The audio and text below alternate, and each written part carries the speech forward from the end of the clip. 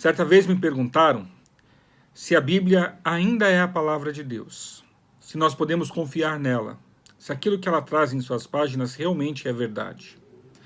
Acho que é do conhecimento de todos que no período conhecido como Idade Média, nós tínhamos no mundo pouquíssimas Bíblias e elas ficavam presas nas igrejas.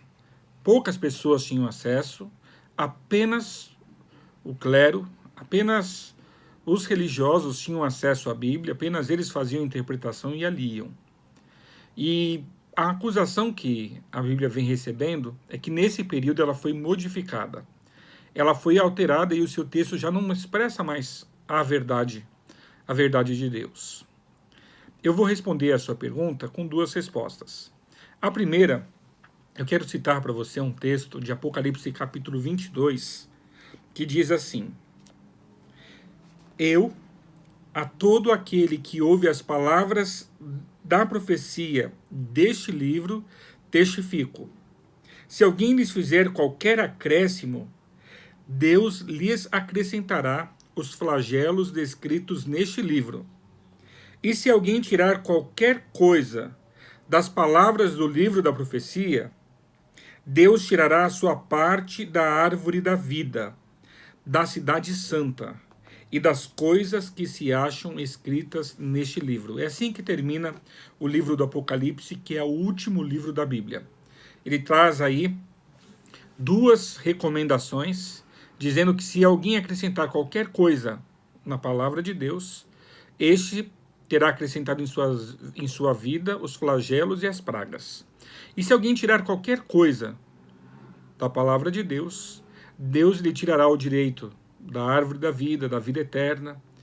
E aí fica a pergunta, será que ao longo do tempo as pessoas modificaram? Será que ao longo do tempo a Bíblia foi tremendamente modificada e aquilo que nós temos hoje em nossas mãos já não é mais a palavra de Deus?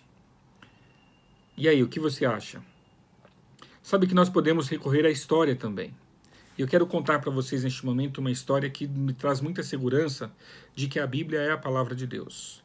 Em 1947, um garoto, pastor beduíno, lá em Qumran, cuidando das suas cabras, procurando algumas que haviam se perdido, haviam se distanciado, ele atira uma pedra dentro de uma caverna, acreditando que ele estava naquele momento assustando a cabra que sairia, né? Na verdade, essa pedra, ao cair nessa caverna, fez barulho de algo quebrando, e ele acabou entrando na caverna para verificar, e ele pôde ver que ele encontrou ali vários jarros de barro, e dentro desses jarros de barro, rolos feitos de couro de ovelhas, com inscrições antigas, e ele olhou para tudo aquilo, não sabia exatamente o que era, e tentou levantar algum dinheiro com aquilo.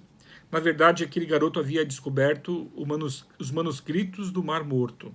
Ele havia descoberto uma biblioteca dos essênios, datada do primeiro século depois de Cristo, com uma curiosidade. Havia ali livros datados do ano 200 a.C. até o ano 100 depois de Cristo. E o curioso, muito curioso em relação a tudo isso, é que dentre muitos livros que ali ele encontrou também todo o Velho Testamento da Bíblia. Gênesis, Êxodo, Levíticos, Números, Deuteronômio. Alguns livros estavam perfeitos, outros livros estavam assim só fragmentos, só pedacinhos. E o livro que ele encontrou em melhores condições foi o livro de Isaías, e esse foi o primeiro livro que eles foram traduzir. E o mundo todo parou para observar. Será que aquilo que nós temos em nossas Bíblias hoje, em 1950, é o mesmo que existia na Bíblia no ano 200 a.C.? 2.100 anos aí antes, praticamente? E para surpresa de todos, palavra por palavra do que havia na Bíblia da atualidade é palavra por palavra daquilo que havia na Bíblia da antiguidade. O próprio Deus quem disse para os homens o que eles deveriam escrever na Bíblia, foi o próprio Deus quem cuidou para que nada da Bíblia se alterasse, se perdesse e ficasse sem o seu lugar. Que interessante. O mesmo Deus que revela, que inspira, também é o mesmo Deus que cuida. Quando você pega um exemplar da Bíblia hoje, você pode abri-lo na convicção de que você está lendo e estudando o mesmo exemplar da Bíblia que Jesus estudou quando esteve aqui nessa terra. Portanto, nunca deixe de estudar a Bíblia. Deus te abençoe. Um forte abraço.